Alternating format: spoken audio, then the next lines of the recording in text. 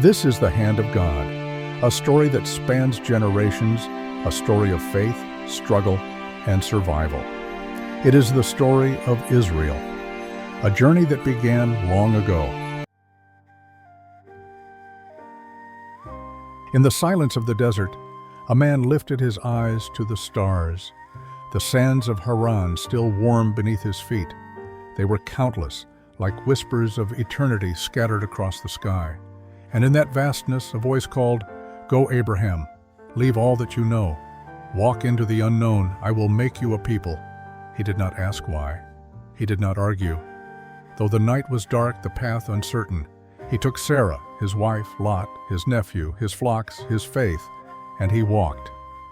Each step was a question, each step was a promise, and the voice spoke again. "Look at the heavens, Abraham, count the stars, so shall your children be."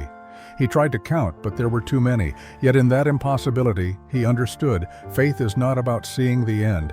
It is about taking the first step, even when the road vanishes into sand and shadow. Through famine and fear, through kings and strangers, he walked. He built altars to the one who called him, spoke prayers, and named the places that would one day carry meaning. And still the voice lingered, like a hand on his shoulder, unseen but felt. "You are the beginning. From you, eternity will flow." And so a people was born, not from walls or cities, but from wandering hearts. A covenant stitched into the bones of time, a promise whispered into the soil, a destiny carried in the blood and breath of generations yet to come. In the beginning, there was a journey, and when the night was longest, when the sky was silent, the hand of God lifted them from ashes, not to ease their burden, but to remind them, "You are eternal. You are Israel." Generations passed, and the stars Abraham had counted multiplied into a people, their lives marked by toil and hope, by fear and faith. They grew in number, yet found themselves bound under the rule of strangers, their songs of promise muffled by the weight of oppression. They were slaves, bound by the weight of other men's gold and power. Their hands blistered, their spirits bent, yet somewhere deep, a spark remained. A whisper rose among them, "We are not forgotten." And in the dark of Pharaoh's night, that whisper became a roar. The earth shook, rivers turned to blood, darkness swallowed the land, and yet they moved, led by a hand unseen, a fire by night, a cloud by day. Each step was perilous, each breath a prayer. They carried the stories of their fathers on their backs, the memory of the stars that had called Abraham, the promise that they would walk free. And then the sea opened.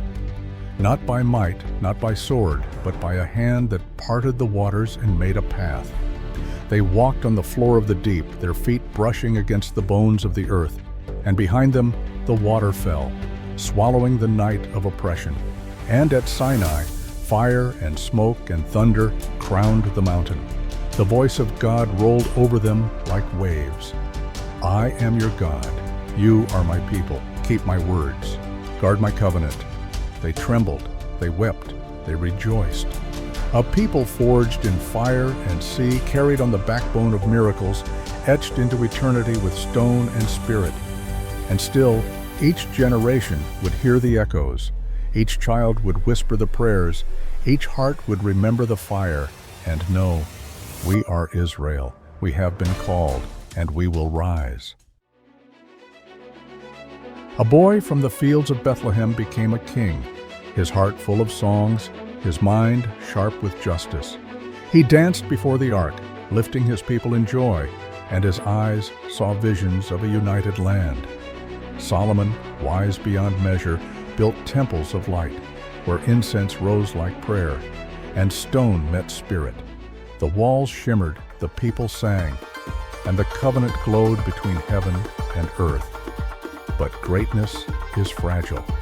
Kings fade, empires tremble, and even the finest stones crack. The temple was burned, the streets emptied. Babylon's rivers carried their tears, and still prophets rose, voices of thunder and whisper, reminding the people, "Return to your heart, remember your covenant, Do not forget the promise. Even in exile, Israel endured. Their faith became their fortress, their prayers, their only walls. In every market, every city, every land of strangers, they whispered the Shema. They carried Jerusalem in their eyes, a city unbroken in spirit, a flame that could not be extinguished. The people scattered like seeds upon the wind, carried to lands that did not know their name. In each city, in each alley, they planted hope among stones and whispered prayers through locked doors in quiet streets. They were merchants and scholars, poets and dreamers, yet everywhere shadows followed. Kings and strangers told them, "You do not belong." And still they remembered Jerusalem, its hills rising in memory like a promise no exile could erase. Through fires of pogrom, through whispered threats in the night, they held their children close and taught them the words of their fathers, the songs of their mothers, the prayers that outlasted kingdoms. Every step of the way, the hand of God was unseen, but felt, lifting them over rivers, across borders, carrying them in the folds of history, reminding them, "You are a people. You endure." And though tears fell like rain over centuries, they planted gardens, built schools, found joy in laughter, found strength in each other, and waited for the day the long journey might bend toward home. And there came a night darker than Egypt's night, darker than Babylon's rivers of exile. The world seemed silent. The sky refused to answer. 6 million candles were snuffed out by human hands, yet the flames of memory burned in secret. A father hummed a lullaby to his sleeping child, knowing the melody might be the last she would ever hear. A mother sewed scraps of cloth into dolls so her children could hold life in their hands, even as death pressed close. A young man wrote verses on scraps of paper, folding hope into each line like a prayer. In the shadow of furnaces, in the cold of trains, the hand of God trembled, but did not release them. From the ashes, a stubborn flame rose, small, fragile, unyielding. They whispered the Shema in the darkness. They hid prayers in pockets, in walls, in hearts. And when the world thought they were gone, they were not. Because memory survived where flesh could not. Because love, courage, and faith are not extinguished by fire. And so, Israel lived. From the corners of the world they came, exiles, wanderers, dreamers, carrying the weight of centuries on their shoulders, in whispered conversations over coffee, in letters folded and hidden, in the pages of newspapers and books. They spoke of returning to the land their ancestors had never truly abandoned. The desert bloomed under their hands. The language of their fathers was spoken again, in streets, in schools, in marketplaces. Olive trees were planted, new homes built, and every stone laid was a prayer for life, for survival, for hope. And in 1948, against darkness and doubt, the sun rose on a new state. A people returned not to conquer, but to reclaim what had always lived in memory. Jerusalem, Tel Aviv, Haifa, the cities whispered, "We are here, we endure, we are Israel." The hand of God was not silent.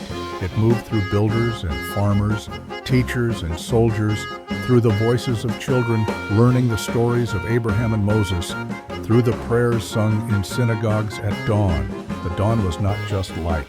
It was a promise kept, a covenant renewed, a people restored. And today the flame burns still. In bustling markets, in the hum of trains, in the laughter of children running through parks, in soldiers' courage, in scientists' discoveries, in poets' verses, in mothers' prayers. Israel is alive, vibrant, restless, questioning, creating, surviving. The land sings with the voices of many, echoing the call of the desert stars that once spoke to Abraham. Conflict and hope, sorrow and joy, all present in the streets and hills, of memories and dreams, of old songs and new voices. The hand of God guides, unseen yet certain, through every challenge, every triumph, every tear. It reminds them, "You are eternal, you are Israel, And as the sun sets over Jerusalem and Tel Aviv, as the sea kisses the shore, as the mountains catch the wind, the story continues, written in hearts, in history, in the pulse of a living people. The flame burns, bright, defiant, eternal.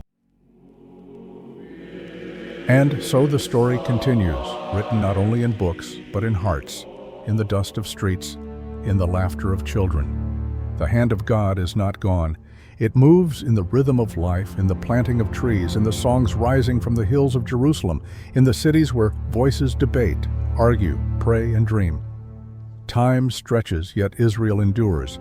From desert stars to bustling streets, from sorrow to triumph, from whispered prayers to songs of freedom, the story is not finished. The people rise again and again, not because the road is easy, but because the hand that calls them is eternal. It lifts them when night falls, guides them through the fire, reminds them, you are eternal, you are Israel, you are not lost.